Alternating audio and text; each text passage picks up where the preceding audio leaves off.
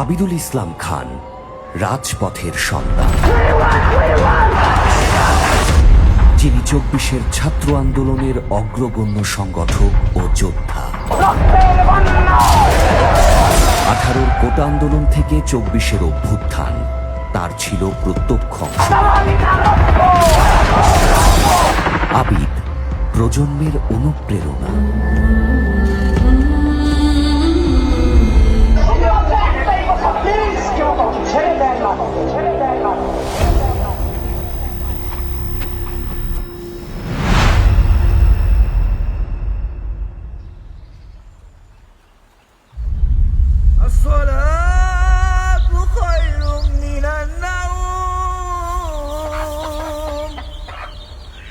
الصلاة خير من النوم।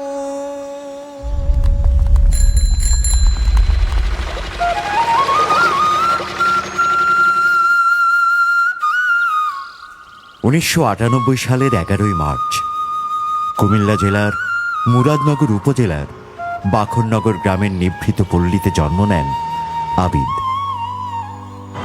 আমি একটি নিম্ন মধ্যবিত্ত পরিবার থেকে বেড়ে ওঠা। আমার বাবা একজন হাই স্কুলের টিচার ছিলেন, মা গৃহিণী ছিলেন। তো আমি যেভাবে গড়ে উঠেছি একটা বদ্ধ পরিবেশ বেড়ে উঠেছে। গ্রামে বসবাস করলেও বাবা কখনো বাসা থেকে বেরোতে দিতেন না। ছোটবেলা থেকেই আবিদ পড়াশোনায় মনোযোগী ছিলেন, ক্লাসের প্রথম সারির ছাত্র। আবিদ প্রথম শ্রেণী থেকে দাখিল পর্যন্ত এই বাখরনগর হাশিমিয়া ফাজিল মাদ্রাসা পড়াশোনা করছে। লেখাপড়ার সময় আমরা দেখছি তার কথাবার্তা, শিষ্টাচার সবই আমাদেরকে অনুপ্রেরণা করছে। স্যার যে একটা প্রশ্ন করলে সে আমাদের আগে সে উত্তরটা দিয়ে ফেলত।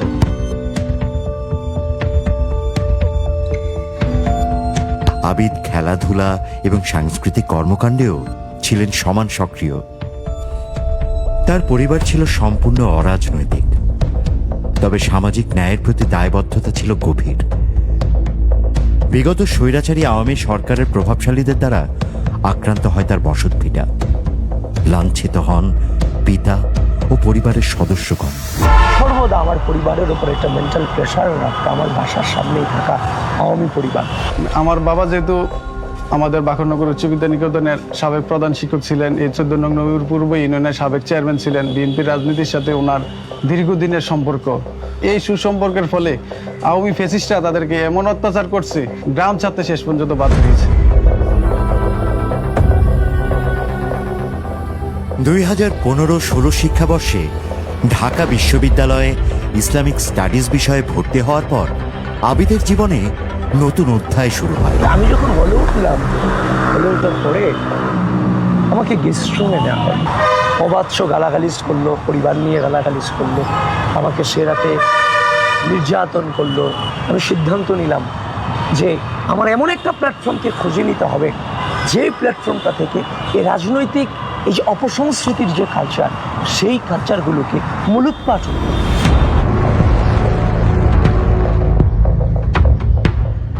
দেশের বৃহত্তম উচ্চশিক্ষা প্রতিষ্ঠান শুধু জ্ঞান আহরণের জায়গা নয়, বরং রাজনৈতিক চর্চার কেন্দ্রও বটে। তিনি যুক্ত হন বাংলাদেশ জাতীয়তাবাদী ছাত্র দলের রাজনীতির সঙ্গে।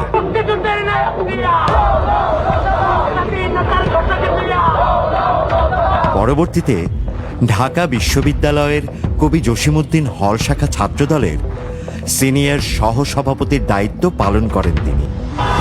ওই যে আমি হল থেকে বের হলাম যে নির্যাতনের কারণে, ঠিক একটা দীর্ঘ সময় পরে ৫ থেকে ৬ মাস পর আমার কিছু বন্ধু বান্ধবকে আমি দেখালাম যে এই ছেলেটা আমাকে হলে নির্যাতন করেছে। পরবর্তীতে আমি জানতে পারলাম সেই ছেলেটাও, যে ছেলেটা ছাত্রলীগ বেশে আমার উপর এত নির্যাতন করলো, সেই রাতটাতে মানসিক টর্চার করলো, শিবিরের সাথে ছিল। ঢাকা বিশ্ববিদ্যালয়ের ক্যাম্পাসে রাজপথ মানেই ভিন্ন রকম আবেগ। কখনো লাঠি পেটা, কখনো টিয়ার গ্যাস, কখনো দমন পীড়ন, বিরোধী পক্ষের রক্তচক্ষু, এ সবই ছিল তার রাজনৈতিক জীবনের নিত্য সঙ্গী। যে সময়টাতে পুরো ঢাকা বিশ্ববিদ্যালয়ে আমার ১৫-১৬ সেশনের ৭ থেকে ৮ জন ৯ জন স্টুডেন্ট আমরা বিরোধী দলের রাজনীতিটা করতাম। তবে তার রাজনীতি কেবল দলীয় পরিচয়ে সীমাবদ্ধ নয়। তিনি বিশ্বাস করেন ছাত্র রাজনীতির প্রধান লক্ষ্য হওয়া উচিত সাধারণ শিক্ষার্থীর অধিকার রক্ষা। আর সেই বিশ্বাস থেকেই ধীরে ধীরে তিনি হয়ে ওঠেন ঢাকা বিশ্ববিদ্যালয়ের একজন আলোচিত সংগঠক। 2019 সালের ডাকসু নির্বাচনে ছাত্রদল মনোনীত প্যানেল থেকে তিনি ডাকসুর সদস্য পদে প্রতিদ্বন্দ্বিতা করেন। যদিও নির্বাচন প্রক্রিয়া নিয়ে ব্যাপক প্রশ্ন ওঠে, তবুও আবিদ পান শিক্ষার্থীদের অকুণ্ঠ সমর্থন। এমন ভয় আমাদেরকে পাওয়ানো হয়েছিল, যারা নির্বাচন করবে তাকে তুলে নেওয়া হবে, তার পরিবারকে শেষ করে দেওয়া হবে, যারা তাদের পাশে সমর্থন হিসেবে থাকবে, সিগনেচার দিবে, তাদেরকেও শেষ করে দেওয়া হবে। ওই মুহূর্তে দাঁড়িয়ে 2019 সালে ডাকসু নির্বাচন আমরা কিন্তু করেছিলাম, যেখানে নিজের ভোটটাও নিজে দিতে পারি নাই।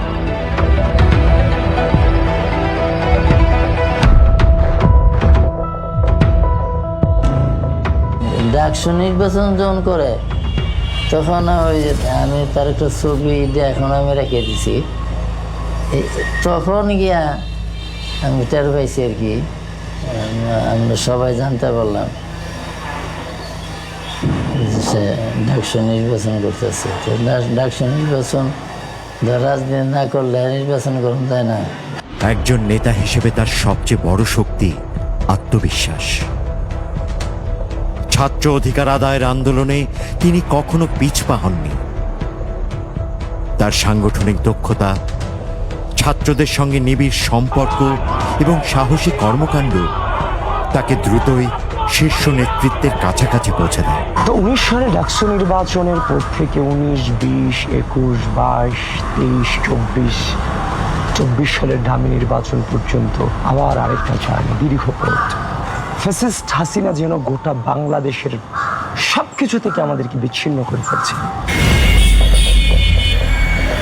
খুবই টেনশনে কাটাইছি, তার কারণ ও ফ্যাসিস্ট পার্টি যদি জানতে পারে যে আমরা আবেদের আব্বা আম্মা এমুখানে আছে, তাহলে হয়তো আমাদের অস্তিত্ব রাখবে না।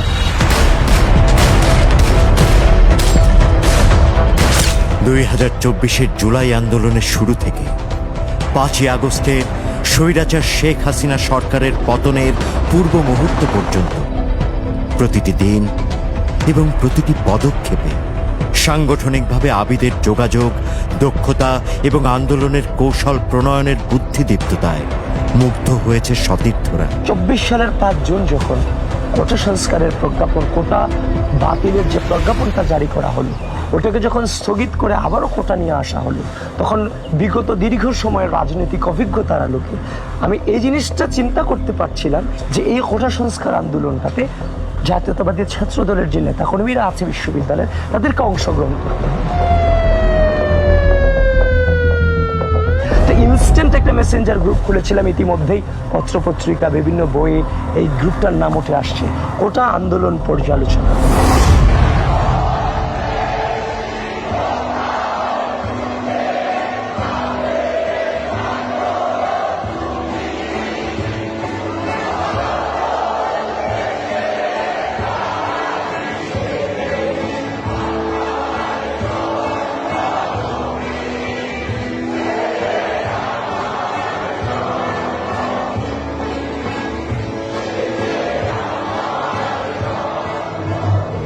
তেসরা আগস্ট কেন্দ্রীয় শহীদ মিনারে লক্ষ লক্ষ ছাত্র জনতার সম্মুখে ঘোষিত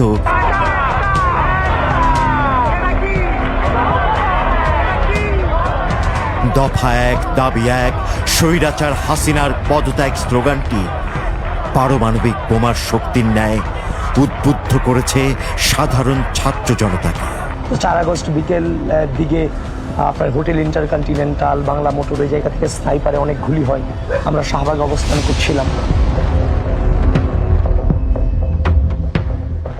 নামাজ পড়ে যখন আমি ঘুমালাম, তাহাজ্জুদ পড়ে, বিশ্বাস করবেন সারাটা রাত আমার শরীরে বৃষ্টির মতো সাহস বর্ষিত হয়েছে। সকাল 9টায় শহীদ মিনারে যখন উপস্থিত ছাত্র জনতাকে ছত্রভঙ্গ করে দেওয়া হলো, ঢাকা মেডিকেলের নতুন বিল্ডিং এর পাদদেশে যখন দাঁড়াই, তখন ছত্রভঙ্গ অবস্থায় তখন আমি আমার উপস্থিত ছাত্র জনতার উদ্দেশ্যে বলছিলাম, আমরা আজকেই জিতবো, এতে কোনো সন্দেহ নাই, তবে কেউ ভয় পাবেন না। এই প্রতিজ্ঞাবদ্ধ হয়ে যখন আমরা মাঠে নেমে পড়লাম, রাস্তায় নেমে পড়লাম। এখানে আনাস শহীদ হয়, যে বাবা মার উদ্দেশ্যে পিচ্ছি আনাত লিখে এসেছিল, যদি আর না ফিরি তবে কষ্ট না পেয়ে গর্বিত হইও, জীবনের প্রতিটি ভুলের জন্য ক্ষমা চাই। একদিন তো মরতেই হবে, তাই মৃত্যুর ভয় করে স্বার্থপরের মতো ঘরে বসে না থেকে গুলি খেয়ে বীরের মতো মৃত্যু অধিক শ্রেষ্ঠ। আমি যদি বেঁচে না ফিরি তবে কষ্ট না পেয়ে গর্বিত হয়েও জীবনের প্রতিটি ভুলের জন্য ক্ষমা চাই। আনাস।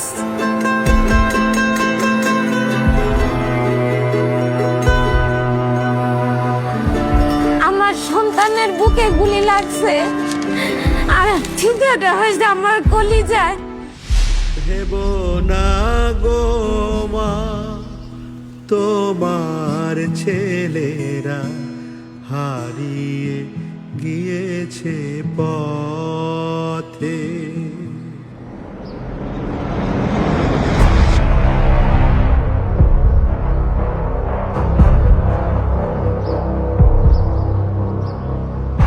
প্রতিশ্রুতি